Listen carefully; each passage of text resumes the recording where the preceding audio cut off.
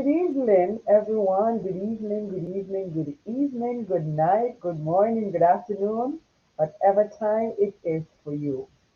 Thank you for tuning in. Thank you. I'm happy to see that we have persons that are on already. Go ahead and start sharing. Let persons know that we are on. And welcome to Wisdom Wednesday live talk show. Oh, yes. We still continue to thrive and to strive to be and to become a better version of ourselves. And in that, we understand and we own that mindset is everything. And it doesn't matter what sphere of life, what phase of life, whatever it is, mindset is still everything. And we still thrive to be and to become a better version of ourselves in every era of our life. So this evening, the area that we'll be focused on is parenting. We know that as parents, you don't get a handbook as to how things must go. It is said that there is no such thing as a perfect parent. So just be a real one. Enough said. There's no such thing as a perfect parent. Just be a real one. Just be yourself, and we're here this evening to help you. Yeah, I have with me three presenters, three guests with me this evening, three wonderful people that I've met on my journey already, yes. And I'm happy to have them with me this evening to share with you. Good evening, everyone. Good evening, good evening, good evening. I think that is Donnell. Happy to see you, happy to have you. And remember, if you have not yet subscribed, please do so because we are here every evening. All right, this evening, the first person that I'm going to be introducing to us is Glennis Joy Allen, a woman of purpose from the Praise Temple Pentecostal Church in Falmouth, under the leadership of Overseer Ezekiel Clark. She was raised in the church and has been serving the Lord for over 35 years. She is a Sunday school teacher, served as choir director for 20 years. She's a lover for souls, passionate about her Christianity, and always avail herself to offer support to the young people. She is happily married to Minister Wayne Allen for 23 years. Their union has produced three beautiful children. She is a guidance counselor by profession for 11 years and 23 years overall as a teacher. She is a motivational speaker who aspires to inspire and always give of her best when asked to execute a task. Help me welcome this evening Glennis Joy Allen. Good evening, everyone. Thank you so much, Samantha, for the invitation. Happy to be here this evening. Thank you so much.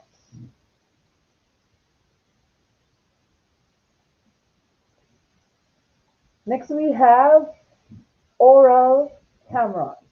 He's a father, a husband. He has been married for 21 years. I believe he has been in the church all his life. He is a pastor's kid, as we would say. So he has been in the church for all his life. He's a father for two boys, and he is a youth advocate. He is passionate about helping young people, mentoring them, molding them. He's a minister of the gospel. Help me welcome Oral Cameron. Yes, good afternoon, everybody on the YouTube this evening. Thank you very much, Samantha, for inviting me. You're welcome. Thank you for being here. And then the next person I want to introduce to you, he is born He was born in the parish. He was born in the parish of Kingston and St. Andrew, and later moved to Manchester, where he developed the love and passion for teaching. Guided by the words of Aristotle's, the one exclusive sign of thorough knowledge is the power of teaching. His educational background has led him through secondary education studies, business management, and clinical studies. Purpose is to serve others from all walks of society. His 12 years of experience in the classroom has led him in primary, secondary, and tertiary level as a teacher and lecturer. He is currently the Career Services Officer for Region 4 St. James Hartrust Service Training Agency, which comprises of St. James, Hanover, and Westmoreland. He is a trained teacher, instructor, counselor, and motivational speaker, trainer of trainers, career consultant, and most of all, a servant of God. He currently serves as a member of the TVET Executive Committee for Jamaica. His philosophy is the moment you stop trying to become a better person is the moment you start to become worse than you already are. The only thing standing between you and your dream is reluctance. His future passion is the continuous development and shaping of individuals in the society in making Jamaica a great nation. I introduce to you Damian Francis. Good afternoon, good evening, everyone. And again, I must express great thanks to Samantha, who would have invited me to be a part of this awesome opportunity to share, in this evening proceedings. So I hope that we will get all the persons to be on as we somewhat share and advise parents how to cope with their children in the 21st century. Thank you so much. All right, parents, we are happy to have you so much. We're so happy to have you. And as we mentioned before, that we know that the children don't come with a handbook. And that is why we're here this evening to help out in the way we can. So let us some of the things that we're going to be exploring today. We want you to understand just basic what childhood development is, what it looks like. Also, how to understand your child's personality, and also to find out how soon your child's personality is formed. We will also share a lot of personal experiences with you this evening. One of the most important things is communication, building communication, strengthening it and fixing it. And also to bridge the gap between or at the teenage phase when we know that one is can be a rock, it can be placed between a rock and a hard place. And so those are some of the things that we're going to be looking at this evening. And at this time, we're going to be having Glennis Allen. She's going to be sharing a brief information with you on the stages of childhood development, just so you understand where and what it's about. Over to you. Thank you so much, Samantha. And happy you mentioned that we do not get a handbook when it comes on to parenting. We are happy that today we have a lot of books out there now with parenting tips. So we really applaud persons who take time out to give parents information on parenting. Now, understanding the stages that our children pass through is critical, so we can help them to develop their skills necessary and to reach their full potential. Now, I've been looking at just the three main stages that our children go through. Okay, so I'll be looking at the early childhood, which is from birth to 8 years, then the middle childhood from 8 to 12 years, and then the adolescence, which is from 12 to 18 years. So I'm just giving you just a brief information on the stages that our children go through. Now, the first stage, which is the early childhood stage, we talk about the skill development of the child.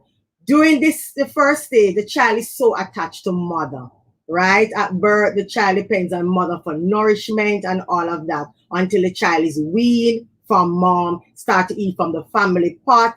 The child start to creep, as we would say, learn to sit up, learn to speak. So we have the language development during that time. The child is potty trained.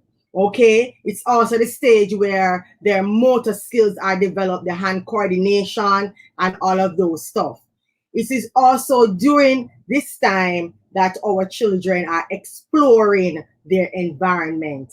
And so during this stage, as parents, we teach our children to say mama and dada, so they learn basic stuff. And until that goes up to 8 years old. However, during this stage also, our children will go off to preschool. We have children who might go to daycare. And if you can remember, all of us that most of us who have children, we know that that time is also delicate, because when they go off first to go to school, they will cry. Why? Because they are so attached to be at home with their parents. I mean, they are in a safe space. And for them to go to a new environment is like it's a new world for them. So most of us as parents experience our children crying the first time they leave home. But however, we realize this is very important for them because they need to now develop friendship, socialize with other children. And so this helps with their development. It's also the stage where they start to form habits. They learn their ABC, mannerism is also developed. So it's a very critical stage. It's also the foundational stage of their development. But whatever is learned in this stage, I'm telling you, it's almost hard to unlearn. So parents have to pay key attention to this first stage of development, which is the early childhood. Then we move on to the middle childhood age, and it's from 8 to 12 years. And this is the time where our children, they are growing, but the growth is a bit slow but steady between age 8 to 12. So the growth spurt is slow, but it is steady. But our children now, they're at school, they are making friends, and at this time also puberty set in. When we're growing up, we realize that puberty in our time begin at 12, but time has changed. Children are developing at age 8. Puberty starts for some at 8, 9, and 10. And some person might say, Samantha, it goes back to the food that they are eating, right? Too much fertilizer, so our kids are developing even faster. But this is the stage where now they're at school. Some of them are even at high school at age 11 and 12, of course. And so friendship is very important.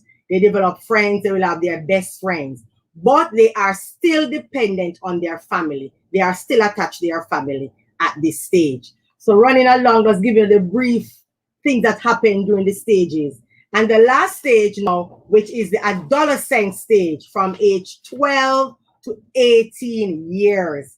It is a period where parents might, say, oh my God, can't manage them at this stage. But the truth is, we just need to learn how to deal with our children at this critical stage. It's the stage now where we know the hormones are kicking in, right? The testosterone for the male, the estrogen for the female. Now the girls are more concerned about their beauty. It's all about beauty for them and their shape and all of that. And for the boys, the voice change already. They're turning to big man. They're having their mustache and their beard. And it's all about image for them. This is a stage where identity is critical for them. I can tell you that. And guess what, parents? You know why we are probably with them? Because at this stage, they are not relying on us. Its friends mean a lot to them at this stage.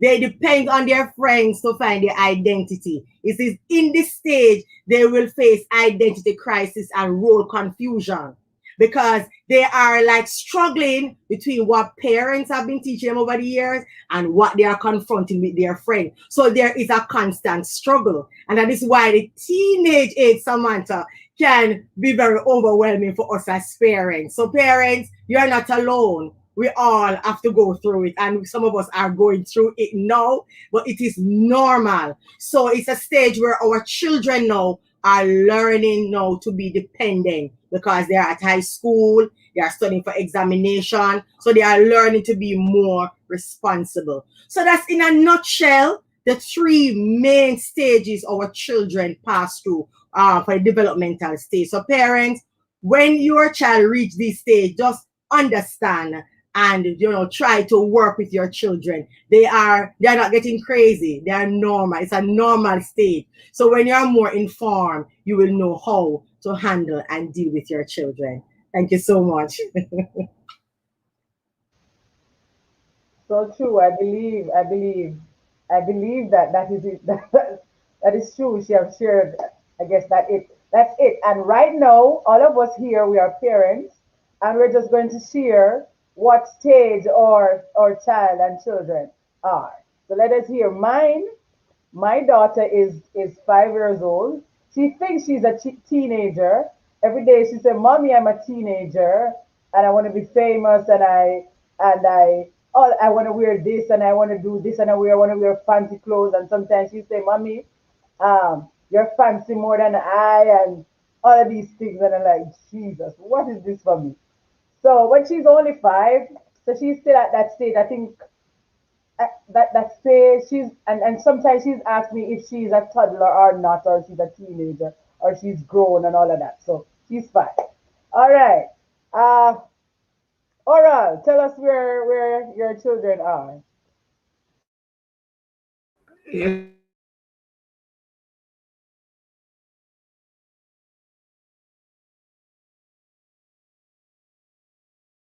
Unmute Oral. Yeah, thank you for that. I was saying I have 2 boys, and as I said, they take great pride in the changing of their voices, as Sister Glenn said a while ago. And I understand that parents got to understand that no two children are alike. Sometimes want to be photocopy of each other. No, that won't work. It won't work. Even I don't want to go into much, but even the natural upbringing, school, the career part. Maybe you want one. You won't find every child. Some child are very silent. Some is loud. Some very agile like monkey, if you want to call it, will flick up and fight and so. So parents got to understand that this is a part of childhood. It's not anything strange, but they are not photocopy. Even so don't expect them to be like each other. Thank you very much. What your children? What are their ages? My one is 16 and one is 21. Wow, wow. So 21. who are they? Give They us a little bit are very, about. Yeah. they are very musical inclined, very much. One is outright IT, one is outright science. So right now, one is in high school, one is off, actually off on a program overseas. I don't know, that's a science, that's where he's heading to, love science. So right now he's in one school overseas, online, doing his doctor profession that he loves. And it's very good for parents not to. Just like there are some parents, once one child choose a party, not only that some parent want to choose for their children or child, and that's another problem. One might love something, let them stick to what they love. Don't burden them. All right, Damien, tell us about yours.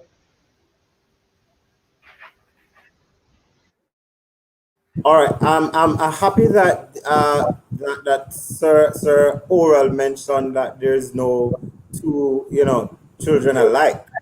and we would have exposed to seeing children, over the years, being different from a personal perspective. Growing up with 6 boys, and all 6 of us would have been different in our temperament or personality and in our choices. Now, having my own, I've realized and I've proven the theory that you would have learned in college and in universities, as it relates to people, children with temperament and children changing in their developmental stage. I can attest to my first son, who is 5. Watching him, a matter of fact, he was more like an experiment to me, and watching him from 0 to about 3, the first 3 years, and looking at the things that theoretically you would have expected a child to develop or to surpass, and you would have wondered or would have compared with other children and realized that every single child out there is so unique in their developmental stage. They're so different, and you can't assume. No, when it happens that I recently have 2 other boys, twins.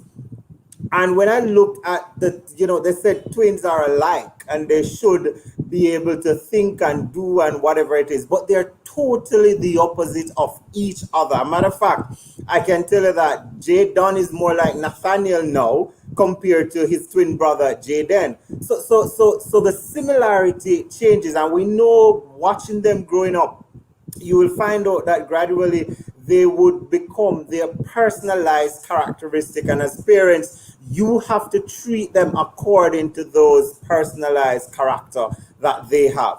One of the other things that you notice as parents too is that we have to be mindful how our own perception of what parenting from a theoretical standpoint or from a neighbor standpoint or from a friend standpoint, how they treat their children, wanting to imply to treat our own, because the truth is that we are totally different as beings.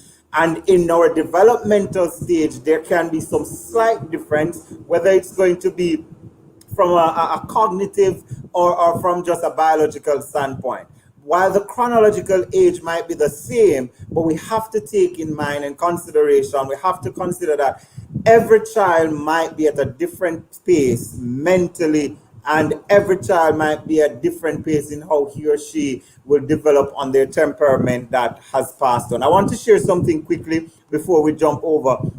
That one of the things that influence also the whole developmental process is the parents' socialization, or what we call interaction with their children. And when you have full involvement or full interaction with your children, then you find out that the developmental stage in understanding them and understanding their need as early as 0 to 3 is just amazing. And we're going to explore some more as it relates to your child, our children, and see how we can understand them and make them better future perspective. So true. Profound. Profound indeed. Okay, Glennis, it's your time to share with us about your children and where they are. Okay, I have 3 children. I have a 22-year-old son. I have a 16-year-old daughter, and I have a 13-year-old son. So I have 2 teenagers on me right now. And I can tell you, as my other panelists mentioned, they are different personality. They're similar in some ways because they all of them can be so reserved at times. They get that from their father, not me, right? I always say that. Not me. I'm not so quiet. So is good. yes. Right. So they can be very reserved. Sometimes they're in the home, they don't even know that they are here. So I know that about them very well. However, the personality is still different. I watch them from early. I'm happy that both panelists are boys.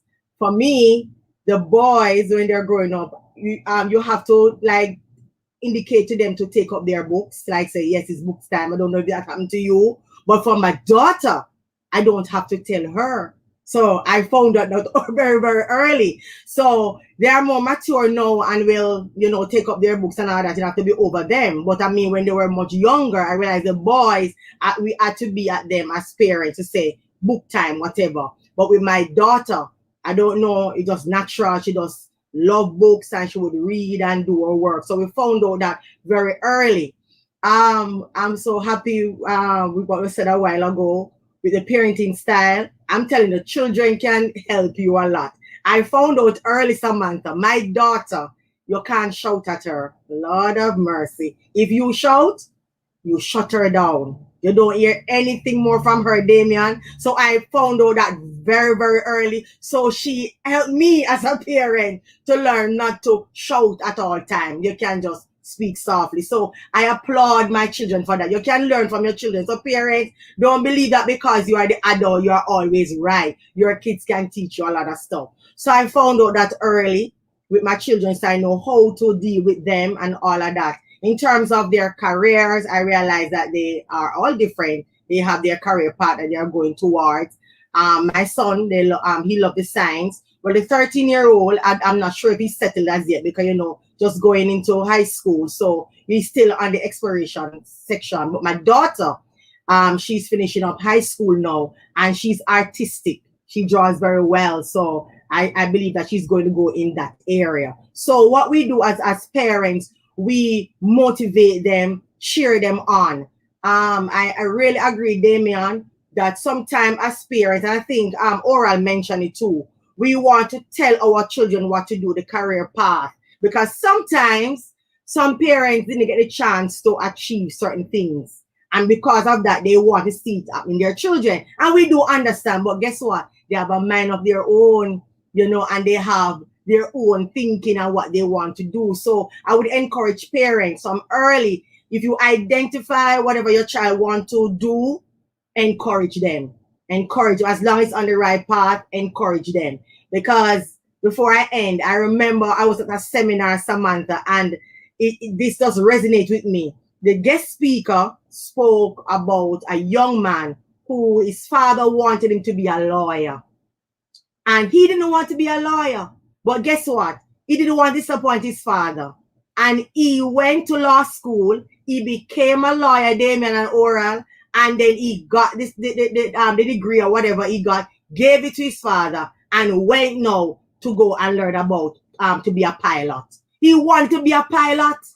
So look at that. When I heard that from the guest speaker, I was like, whoa. You could hear everybody in the room was like, oh my God, what an obedient child to go through all of that just to please their parent. But what am I saying? It does not make sense we force our children in a path that they don't want to. So when we identify the career path that they want to achieve, let us motivate them and cheer them along. All right? And remember, they are all different. They have their own unique personality. All we have to do is just encourage them along. Thank you so much. I'm happy you mentioned that, because one of the things that I've noticed is that parents want their children to live their dream. And it is sad because in that moment we find out that why we have so much rebellious children is really because they are not able to enjoy what they want to do and their interest, their desire. They can't get that. So because mommy says, I never get to be the nurse, so I'm pushing it to science. And the child literally don't want to do anything in science. And also because we are cultured in a way where career pathway has become what we call the traditional kind of thing. So a child into 21st century wants to become a farmer, and we look at farming as taking up the machete and the hoe. And we don't look at farming as a wider perspective. So we are only looking at it based on how we were exposed and based on how we view farming. So that child now end up have to go be a pilot, and he never even dreamed of being a pilot. He wanted to become a farmer who is going to, by the way, and I use that for the parents who are on the platform because it has been an issue in many schools. Children says, I can't become what I want because my parents don't see me as a farmer, right? But did you know that agriculture is one of the widest career area anywhere in the world? And we only limit ourselves. So I'm happy you mentioned that, Alan, that parents should stop, and we should just put a stop to it. Parents should stop allowing their children to live their dream. And guess what, parents? You don't have to worry. that your dream didn't happen with your mother when you were a child. Your dream or your begin might be right now, and it's never too late once you have life. So leave your child to develop and to discover their true passion in what they want to become. So true and profound again. And I guess that leads us down to the road that we want to explore, understanding your child personality and how soon you recognize that the child has their own identity and their own personality.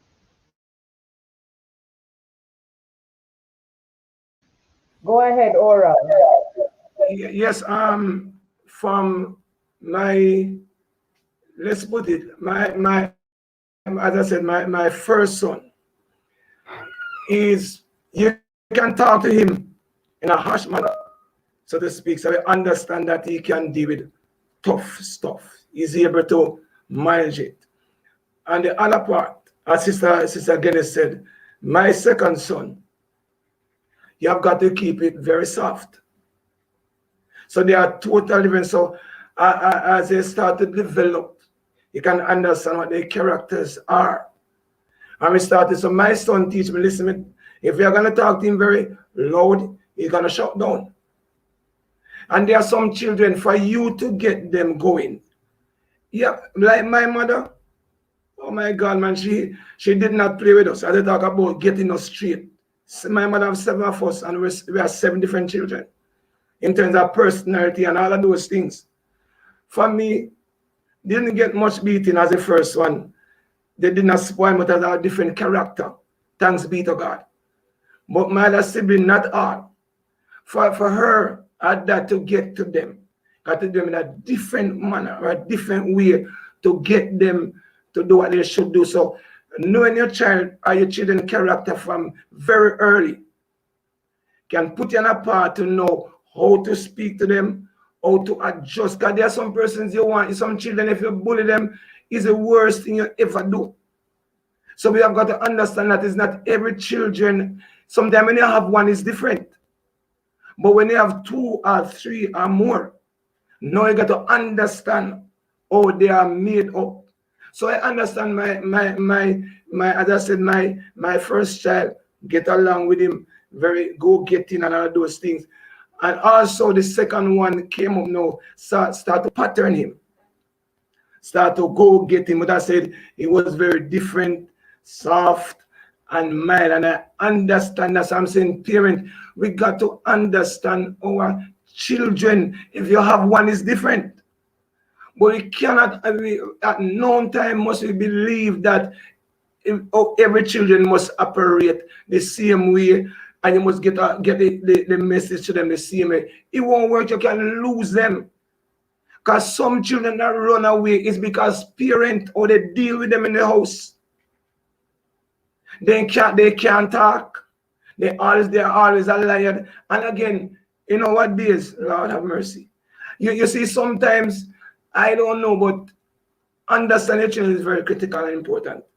And I want to just roll back to something that I deal with, that sometimes gone are the days that once one child does something, it's like everybody guilty. Hello, somebody? And sometimes everybody would get beaten. I'm not saying my house, but I observe it. These are the days that the children sometimes will stare you straight to the face. But I'm saying my children, I understand their character from pretty early, that they have got to deal with one hard to get it. You can take the harshness, but the smaller one, you got to deal with himself. So parents must understand their children's character to get it going. And everyone, if you beat them, they shut down worse. I understand some children, you have got to speak with them.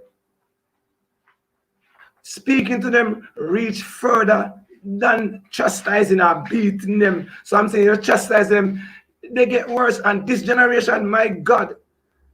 So I'm saying that I understand my children's character from early out. That they are two different guys, and we have got to work with them along to get what we want out of them. And parents must understand, for you to get what you want out of your children, if you have a child, it's different. but children understand them. And I want to talk about Mr. Damon said a while ago. Sometimes some parents want their children to live their dream. Hello, let's not go there. Let's not go there, as Mr. Damon said a while ago. I have no a person that the parent wanting to be something in life. If guys say to me, Mommy, I'm gonna stop here. I want to be a builder. I can't manage bookwork. And right now, he's a contractor. So I'm saying all of those things others alluded, it was corresponded with Mr. Damon said a while ago. Understand your children, their character, their personality. Work with them and work behind them, push and encourage them as much as you can, and you will get the best out of them. Thank you. I believe socialization plays a very big role in that, and it's gonna take a transformed mindset to help some of our parents now to understand. Because the thing is, they were socialized that parents have the say, what they say go, children should not respond, and all of these things. And becoming a parent, I realized that there are some things that I would have learned on the way during my socialization phase that as a parent, like my daughter is very outspoken, and then she just says something, and you like, you think about it and like, when I was 5, could I say that? But then you understanding now that things are different, and I have to unlearn things. I have to change my mindset so I'll be able to deal with her. So I think that socialization and having parents unlearning some of the things that they have learned. All right, Damien, we're gonna allow Right. you. We're in a what we call a tech era generation, and just to reiterate something, there are three, based on developmental stages, there are three formation of what we call personality, how we understand their personality and what stage we understand our children's personality.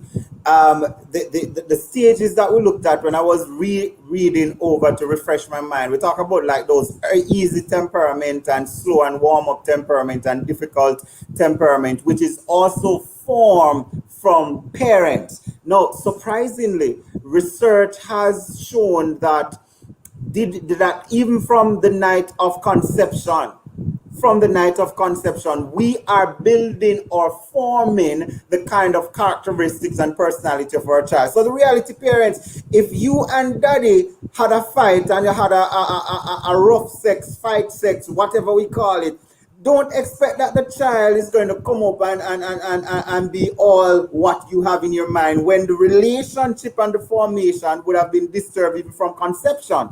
So these temperament stages, three basic developmental temperament stage, will affect a child, and you will see that as early as 1 year old. And you might like, what a 1 year old child can demonstrate. You're surprised to know that you can see certain things being pulled out as early as that age. Now, by the time they get to 2 and 3, and you're now saying, oh, the picnic bad, and the picnic have no manners, and the picnic is, and all kind of stuff is being said about the child, and we never take time as a parent to say, hold on, let me think about it.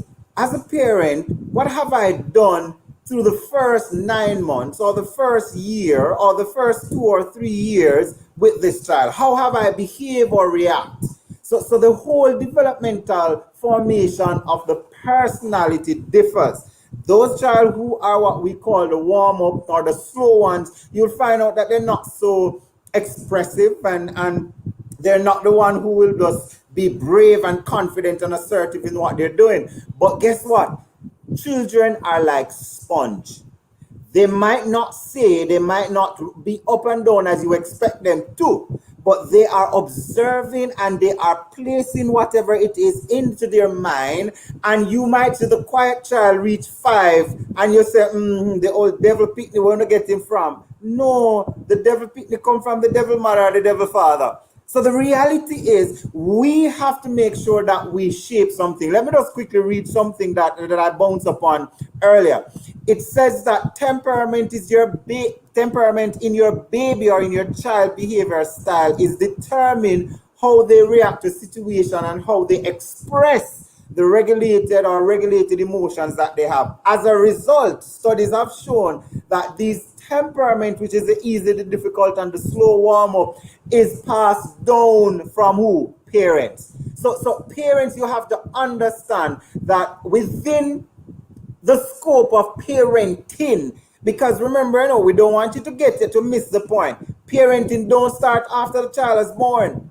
Parenting start before conception, because you would have planned out. There are some of us who never plan and it just happened. So the fact that it happened and you decide that you're taking the child, it means that those parental temperament formation should start within that first 9 months of, or first 6, 7, whatever it is, months of pregnancy. And I want to also let you know that within the easy temperament, it varies and it's very regular. And then the approach and all of these stuff, we can lead up to earlier we talked, Miss Allen talked about the stages, that early childhood stage of the developmental process. And then the slow one will be like the moderate, withdrawal at first, or then they might adapt to, or slow to adapt to, or high or low or mild. Whichever one that comes, you will find out that these kids are only responding to the parent side. Let me tell you a secret. When I was in the classroom, if I want to know what's going on at home with mommy and daddy, I just listen to the story of the kids. And you'll be surprised to know how they tell you. And some of them role play exactly what takes place at home. So it goes back to the point to say that parenting, what we do, that personality formation is really about the parents. We're not even going to push it to the external environment. We're talking about the home. Whatever happened in the home, you're shaping those personality and those values, and the behavior will play out anywhere that child end up going. So we have to be careful as parents. I tell you, really have to be careful as parents. Over to you, Glennis. Wow. I mean, that was well said by Damian. I mean, it is so true. The personality, for me, I discovered their personality from, I would say, from primary school. From that stage, I realized the personality difference with my children. And as Damian mentioned, we see our personality in our children. As I said earlier, all three can be very reserved, as just like their father is.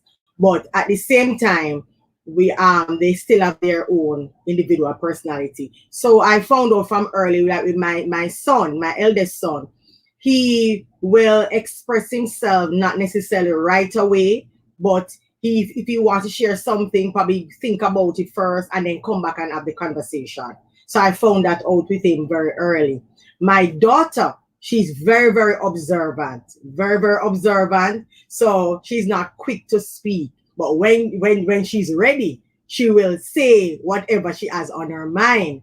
Now with my last son no, he is not going to wait. He's going to share what is on his heart right away. So I found that out early with my children. Also, there's a similarity with all three. I don't know if Oral and Damian figure it out also, or you experience that. When they were much smaller, if we discipline them, as Oral said, my children, I can tell the truth, probably because of how I was raised, or we were raised as children. My father was very strict, Samantha. And I always tell her that, very, very strict. You don't have to hit us for us to hear anything, Damian. One look and you are in line. So we kind of grew up on that. So 1 and 2 slap up, because we go through that, but no great beating and all of that. So it kind of spill over with the parenting, as Damian mentioned. So my husband, even though he's reserved, when he's ready to talk, me I tell you, say, pretty. So the children know when not to get on his nerves with certain stuff.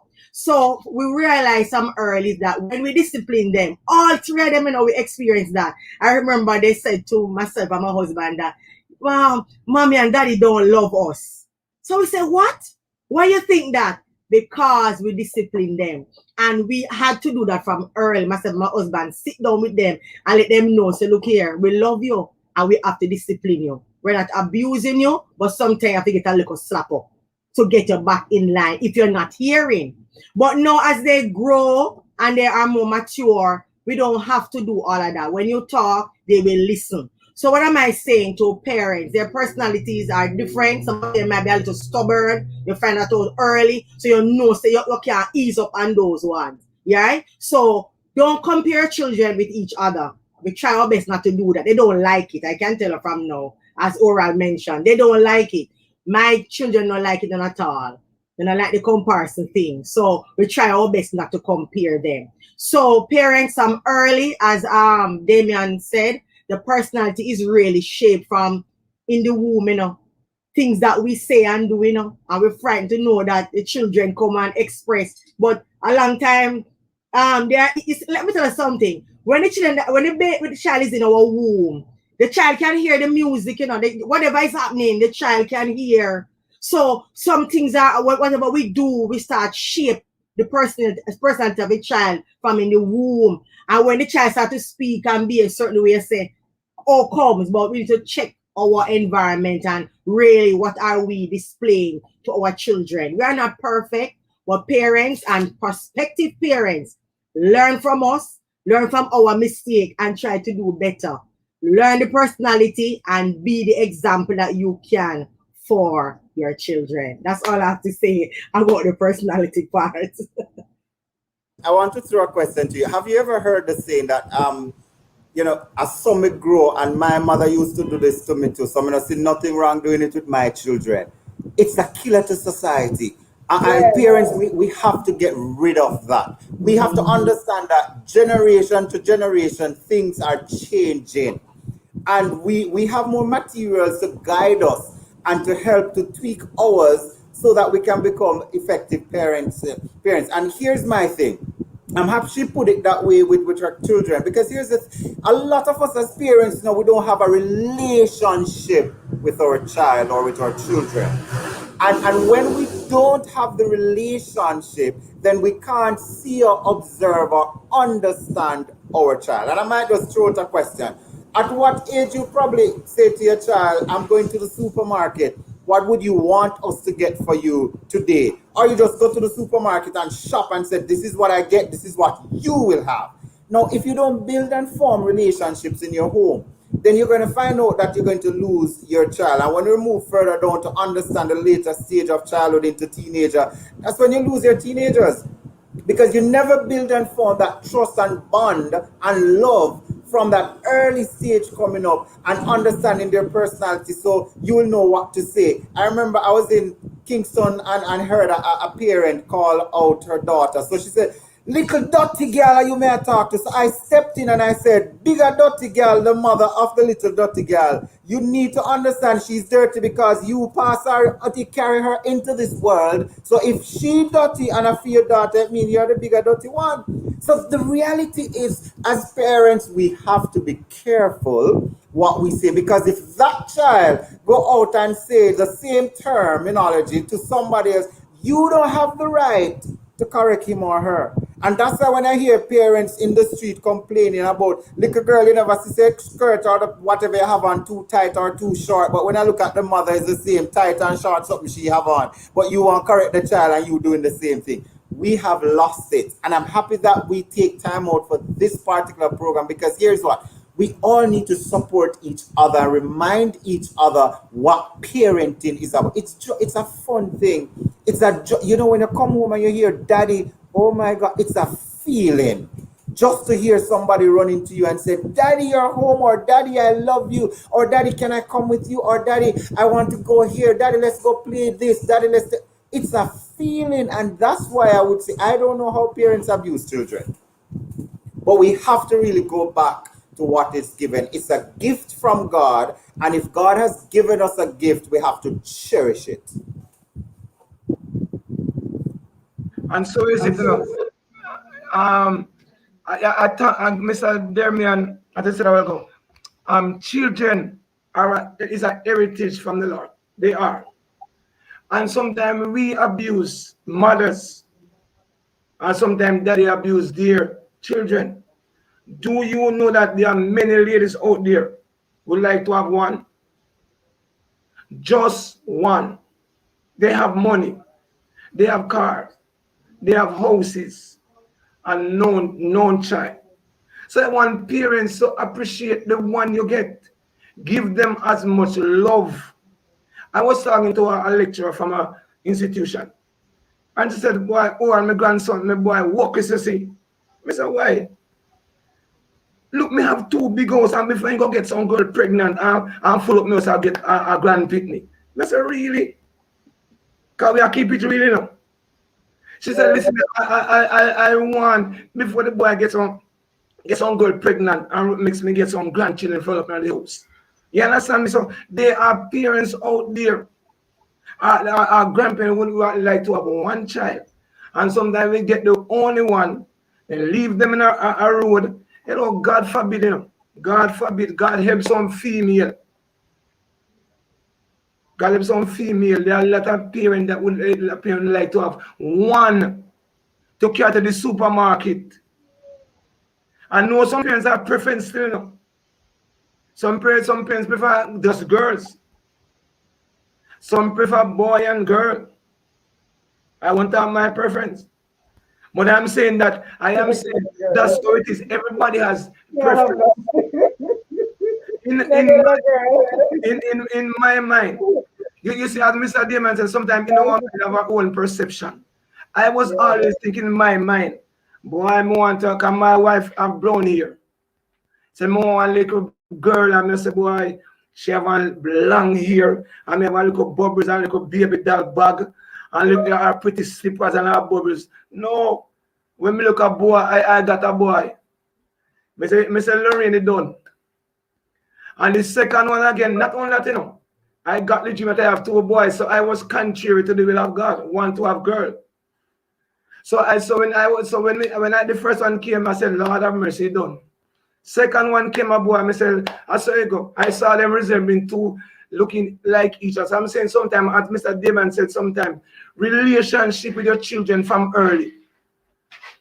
Hello, I talk to my children about every and anything. They are boys, and I said, if we parent don't train them, I take time to speak to them. The gadget, I was saying to them while I was meditating, the gadget, the amount of thing that they are going through, parent must take time out. Listen to them. I start already said about counseling. Listen to them. It might sound stupid to you, but that's what they are thinking. And for me, no question is stupid. One that is not asked, that's one is stupid. So once they have a concern, let's listen to them and build up a relationship with them. Hello? I say sometimes I go out, me buy one Malta for myself, me buy one say son drink a Malta too. Hello? Because what we do now, it is future. And they are going to say in the past, my parents did not like me. Right now, you have some parents, as Mr. Damon spread it out and talk the truth. You call them demons, you call them dog. Hello? Some persons are hurt today because of what parents said to them. And sometimes we as parents, we have got to control ourselves when we are angry. We say the wrong thing. And the Bible says, provoke your children not to wrath. I mean, I tell you, if we're guilty, we're guilty. So I'm saying we as parents, as Sister Glennis talked about in the womb, I remember my mother, my wife, very poetic, write poems in mirror, read at school, this and that, represent schools at different occasions. And when my son, my wife had a way with words, and when my son came up, when he came up, he spoke with words and even entered spelling bee for St. James and came second. So I'm saying that sometimes we have got the parent got to speak word of life. Parenthood, as Mr. Damon says, start from in the womb. And parents sometimes lost our children because of what we class them to. As Mr. Damon said, if you're a dog, if your children are puppy, we don't know you're what. I'm sure that parents don't bring puppy. So we have got to be careful what we say to our children. Parents, I'm talking to you, I sometimes believe that the children is worse, but you know, we need to stop it. Thank you, Samantha.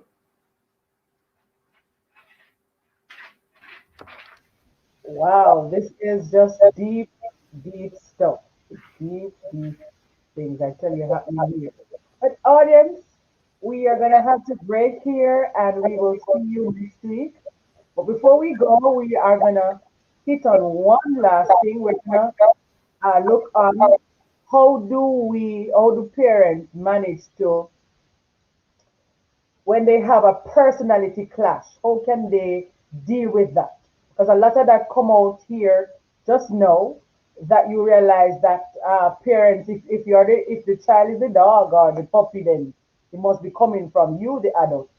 And a lot of times, as we mentioned, socialization, we realize that the child is now manifesting the same personality that the parent have, and the parent don't know, cannot deal with it, all of those things.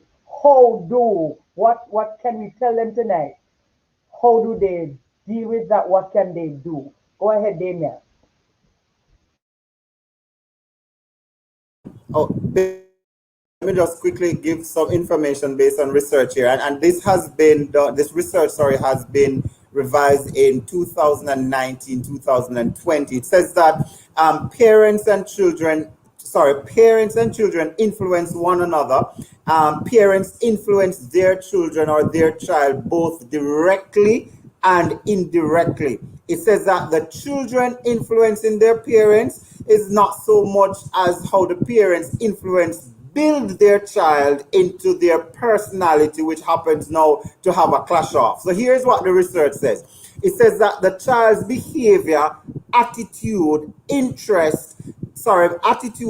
interest will affect them with or towards their parents. So if the parent, in other words, what the research is saying, if parents don't do what they have to do, or parents socialization skills and attributes around their child is one that is negative, then it's likely that the child is going to form that kind of personality and responding thinking that is the norm. And then the parents now is going to in turn saying, oh, you're being rude. For instance, a parent who get up every day and curse explicit to the child, what's wrong if the child returned explicit to you?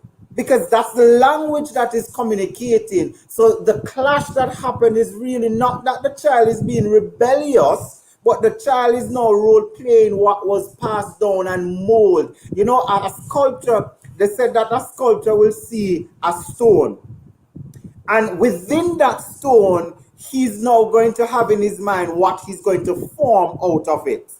Now, as a parent, you get that child, and throughout his or her childhood and teenage life, you have full responsibility to design whatever culture you want of that child. So the reality is, whatever behavior, and we're not saying there are not parents out there who haven't done everything in their powers, right? And the child go out in the other environment and take on influence and pressure and do the opposite. But I can also detest to say that even when those children go out and rebel after the parents have done everything, when they are caught in the corner, they remember what daddy and mommy and grandma, everybody have taught them, and that is what would have humbled them.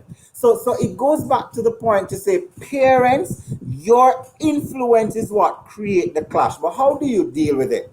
So you have the clash, you just have to find a way now to find out what would have caused the child to respond or to behave the way he or she behaved.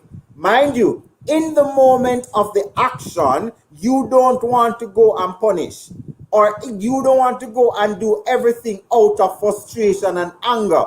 What you want to do as a parent is to take a breather. And remember, we're not saying take a breather and cancel out until next week. We're saying before you respond impulsively, we want to take a breather and evaluate what really would have triggered that child to behave the way he or she behaved, or to say the things he or she would have just said before you respond. Here's the other thing, and this I do with my 5-year-old. If I'm going to discipline him, I'm telling him why I'm disciplining him, disciplining him, and I'm also asking him questions. Do you know why this is happening? Do you know why I have to do this? Did you know what you do just now? And we talk about it, and he's only 5, and he will say yes. But guess the thing is, the relationship now that exists, he also know that whenever he does anything wrong, and daddy is around or mommy is around, the expression on his face already give him away because he know the process. So the clash off of back answering, or the clash off of running away, or the clash off of wanting to be man in the home or taking over from parents, it's really because of how the parents would have handled the situation that they would have had with the child, because we are running into. And finally, it says, as parents, because we have higher influence over a child or children. Let me just tell you this in secret. I hope the virtual world not hearing me. Parenting at home has been broken in pieces because we stop have what we call community parenting or neighboring parenting. So dear Oral, dear Aline, or dear Samantha, to see your child out of the road doing something, and we go tell her, come here boy, come here girl, let me send you home to your mother. The child look at you and tell you that you're not my mother or father, you can't talk to me. And even out of the goodness of our parenting heart, we intervene. The same mother and father come and say, left me pick me and not let me pick me do nothing. So the clash must happen. So they're going to be a clash because they realize that this is what is happening. And I'll share my last view. When I was teaching at this particular high school, there was this grade 9 boy who happens to be disrespected in class. Hung up his legs on the table. And I went over and I said nicely, I said, sir, I'm about to start class. I want you to remove your legs from off the desk. And the boy says, I know that, sir, move it. So I said, hold on, but I am the teacher and I'm saying it nice. I go back to the board, write whatever I need to. And I went back to him and I said, sir, you need to take off your legs off the desk. You can't do that in the class, blah, blah, blah. So he decided he's not going to. So he now demand and tell me I should move it. So because I'm in control of my classroom, I just slightly lift his pants and lift his leg and put it down nicely. First him leg probably put down so softly on the ground. The boy got up and grabbed me as the teacher. Now I have to put up what you call self-defense. And I floor him by just chip him and he fell on the floor. Rushed to the door, went home and tell his mother how me box him up and thump him up in her face in front of everybody in the class. The mother came immediately with a knife in his hand. Who is Mr. Francis? Now that's where she went wrong. The fact that you are approaching the school and asking who is Mr. Francis, tell me you're not involved in your child's life, because you should at least know the teachers at the school and who is interacting with your child. So I was the one who saw whatever happening with the security guard, and I went out there. And I said, you want Mr. Francis? She said, yes, I'm going to kill him, can box up my. I said, you have to calm down. I'm going to take it to Mr. Francis, but you first have to calm down. And she said, sir, me now calm down because I him do it. I said, where's your son? I left him in my yard. I said, but you can't leave him and come to the school to solve the problem. You have to go back home for him. But we want to know who is Mr. I said, the secretary is going to take the knife from you. I'm going to allow you to come through the gate and we're going to talk about this professionally. And I walked with her to the VP office. And when she sat in the VP office and I talked about the situation and I turned to her and I said, by the way, I am Mr. Francis. She looked at me and she said, you that really lick for me pick me like how him describe it? Sir, let me tell you something. I'm going to call him father now. And she called the father and the father brought him back to school. And in the presence of the VP and the council, everybody that was there, they were about to kill this poor little boy. And I turned to the parents and said to them, he could only behave the way he behaved in the classroom because this is how he behaved at home. The mother said, no, sir, and I saw him behave at home. When daddy is him of a discipline, I said, what happened when daddy is not home? It means that you as the mother would have given him the leeway. She turned to me and this is her exact word. Sir broke any part-time body when he give trouble and leave him eyes. And I looked at the boy and I looked at the mother and I said, that's not what we're here for. You went wrong in the process. This boy is at grade 9 and we will get help for him. But if you as the parents don't do what you must do, the same way he back onto you, but he's afraid of daddy, if you don't put a stop to it, because it would have happened from an early stage, it means that little boy is going to get you in trouble. Sad to say, 2 years after that, he was gunned down. But at the end of the day, it goes to show that parents, it's what we do and how we allow the child to. As I think one of the hosts says, growing up, if mommy give you the look and the finger, you're dead. If you get the look, you know you need to straighten up. But when the look and the finger come, you're in big trouble. In today's world, they will challenge you. But there's also a method that you can use so you don't have that clash off. And it goes right back to building relationship and trust and be confident in what you say and get your child involved in the decision of the home.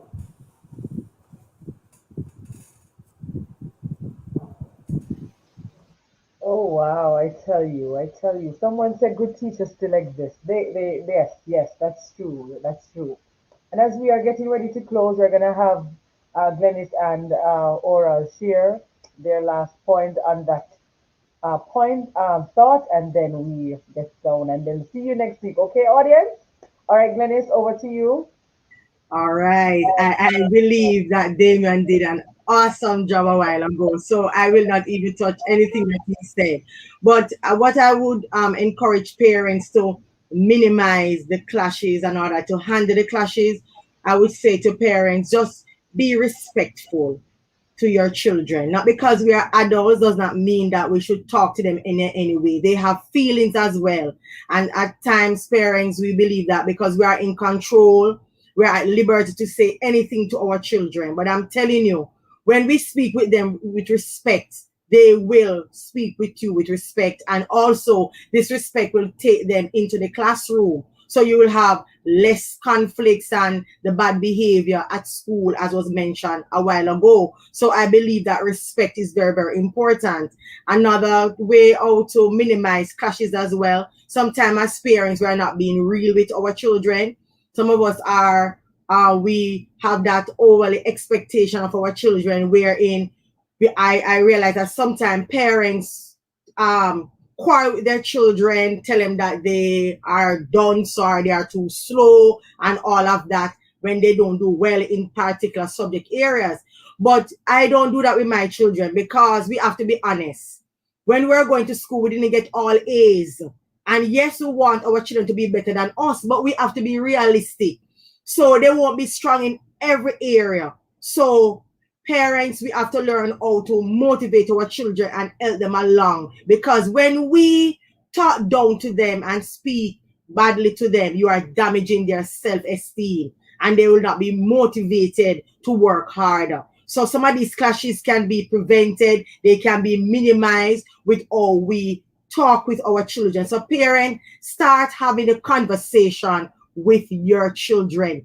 Get to know them more, get to know their friends and all of that. And so when you get to know all of these things, you will know how well to communicate with them, and that will minimize the clashes that we have in the home. That's all I want to add at this time. Thank you. Minimizing clash. Go ahead, Glennis. Minimizing clash. I want to go back to the word. In the Bible says, children, you must respect your parents. That's the word. And children and parents should not provoke their children to wrath. And as Mr. Francis said a while ago, he put it very good and Dennis put it together in a nutshell. Also, we have got to give them, they must be given space and leeway. Sometimes my boy is in his room. And I understand, if something go wrong, maybe I'm spirit or something, maybe get a call, disturbing him, playing game, and so on, something might happen. Sometimes I feel that place I should go in and say, boy, topping and this and that and that. Hello? If I do it shouting, sometimes we try to get, sometimes try to equal with our children, sometimes because we are parents. And again, Mr. Francis, sometimes, bring in. Our parents, sometimes, some parents, some did not show their children no respect, no love.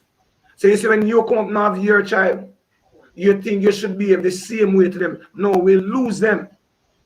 And as Mr. Francis said a while ago, when I was going to school, when I was going to school and my teacher hit me, if I better make sure my mother don't say a wheel. Hello, because they are going to school the next day to find out what happened. But to be careful, because I might get an explosion there. These are days, as Mr. Francis said, the parent come to school. I was at a school, they invited me at a function to do a boys' day. When I reach in the school, I'm seeing a little boy, in a teacher face. I say, son, no, you can't do it. Teacher can't touch me. I say, son, cool down.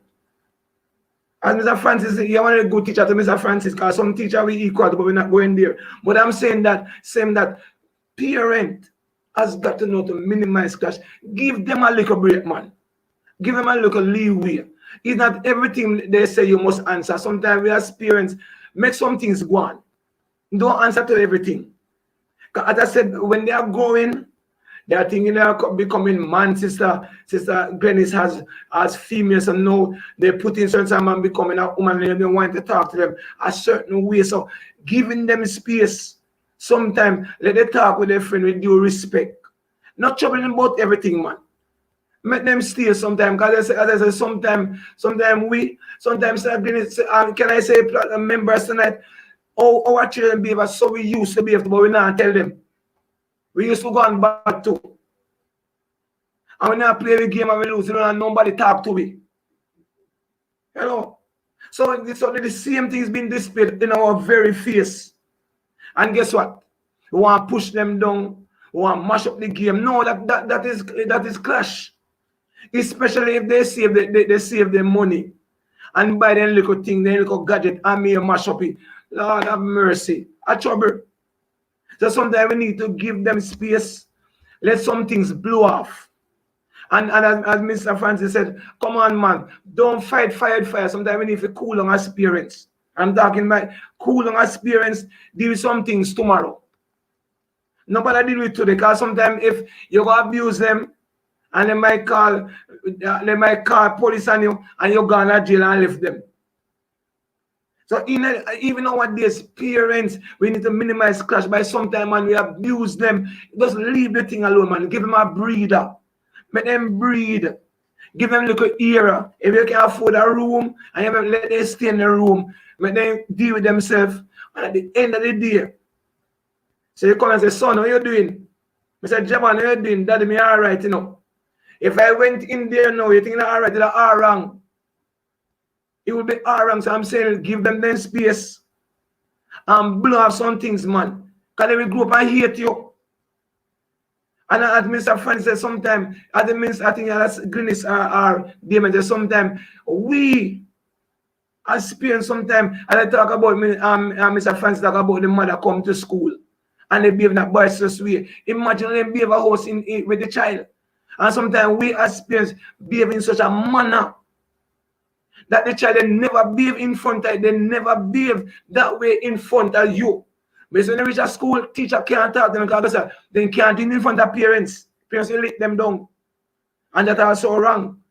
So I'm saying sometimes they become boisterous, and when they so we cannot get the thing settled because of our behavior at home. So sometimes again, may I close off. My wife is for peace. I'm for war. My child said this, mother said this, no, you don't get it. If it's right, parents need to agree in the house to minimize clash too.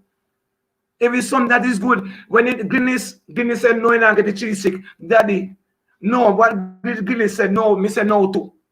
And they understand that we are such a unity. But sometimes because parents is saying one thing, dad saying one thing, mommy saying one thing, I always clash, so you end up hate mommy and somebody love daddy. But don't let your children love you for work. If it's that, the clash will continue on and on. Thank you, Samantha. I know I said the point, but I'm so happy you said that. I smile when you do, because my first son play on my wife's brain so often with it. He knows that daddy, he will come to daddy and daddy will say no, but he run to mommy and he uses charm, because the mothers are the lovely, soft kind of, easygoing. And he will go to her and he will say, Mommy, I want this. And sometimes she will forget, because I say to her, when he does that, especially when you do it privately with your mommy, come here, I want to ask you something. Something is up. And they will outsmart you. So something is up. Find out from him. And so I always say to her, just before you say yes, find a way to let me know or ask me, and all of that. But sometimes we laugh about it. And finally, I will say, to prevent the clash to parents, because I was hoping one of the hosts would have said it, there are some questions that your children will ask you. Nothing is wrong with those questions. The fact that they're asking you, it means that as the parents, if you don't know the answer, call somebody and get it, right? It means that they're discovering something and they want to know. Don't leave them to go elsewhere to get the answer. And don't bash them and tell them you are grow up and a turn man and woman. They are growing up and they will become a man and will become a woman. So you have to sit with them and explain to them. And I say to my wife every day, yes, it's boys we have, but you have to go know about penis wholly too. Because there are times when they're going to go to mommy and talk about penis with mommy. So mommy's going to give fear perspective, and then daddy's going to give the real perspective because we are the father, right? So you have to, as parents, you really have to spend some time. And I saw something in the chat, Samantha, where somebody saying the major issue that we're having is the fact that too much children are having children in our society. And that is something that we probably would have to look at in the future. How do we curb that issue, and how do we help youngsters to wait and prepare and put the things in place before becoming a parent? But as I said, parents, it's a joy to be a parent, and until you start enjoying parenting, there will always be a clash between you and your child.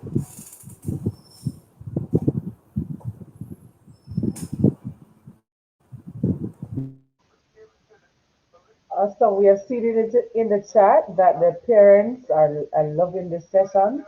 Thank you. Shout out to all of you that I see your comment, and you would have seen it displayed. So we really value your comment here tonight. Thank you so much for tuning in. Thank you to my guests. And remember, we are going to be here next week, same time, at 7 p.m. Eastern Standard Time. That means if you're in Jamaica, it's 7 p.m. your time. And we are going to put the icing on the cake. We're going to go over into the teenage phase. We're going to look at how we can deal with that phase, how we can deal with if your child is now displaying a life that you don't want for them, or you haven't the values that they want, or the things that they want is not what you have. And we know that's a big struggle, and especially with persons who are of Christian value, and the child is now manifesting another life and don't want to be the church. So we want to look at that next week. So remember to subscribe. It's easy. When you subscribe, you will get the notification that we are on. And before we go, each week on Wisdom Wednesday, we are thriving and striving to be and to become a better version of ourselves in every area of our life. And we have to take in knowledge, and we are grateful that God has given us wisdom, and we can connect, we can network, find all the persons that can help us to put things into place and to become all that we can be in all the areas of our life. And before we go, we are going to do our relaxation technique. So wherever you are, you're going to get yourself in a relaxed mode. If you have to close your eyes, you are going to do that. And I'm going to count you off. You are going to inhale. When you inhale, you're going to hold that breath in your chest until you feel it. And then you're going to softly let that breath out. Exhale that breath through your mouth. We're going to do it a few times. I'll count you off. We're going to do it a few times. And we're going to let go all the stress. Because stress is the root of all evil. And it has no good for your body. We don't need it. We don't want it. So whatever tension you have in those shoulders, whatever tension you have in that mind, whatever it is, how long the day was, how rough the day was, you're going to inhale it, you're going to hold it, and you're going to push it right out of your body. Are you ready? I am. 1, 2, 3. Get yourself relaxed. 1, 2, 3. Inhale. Exhale.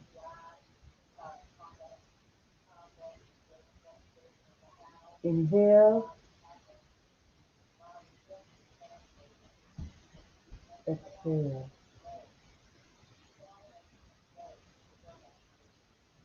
Inhale,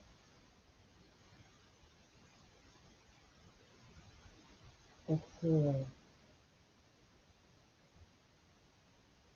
Inhale, exhale. Inhale, exhale. One last time. Inhale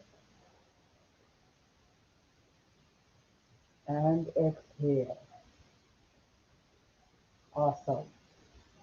You can do that ever so often with some relaxation music. You can find that on YouTube and you can play it. And you can just do that 2 minutes and just get those muscles and those tension out of your body. Thank you so much again. Thank you, Aura. Thank you, Venice. Thank you, Damian. See you next week, same time, same place. Thank you, audience. Remember to subscribe. Bye bye. Have yourself a wonderful evening. Great vibes.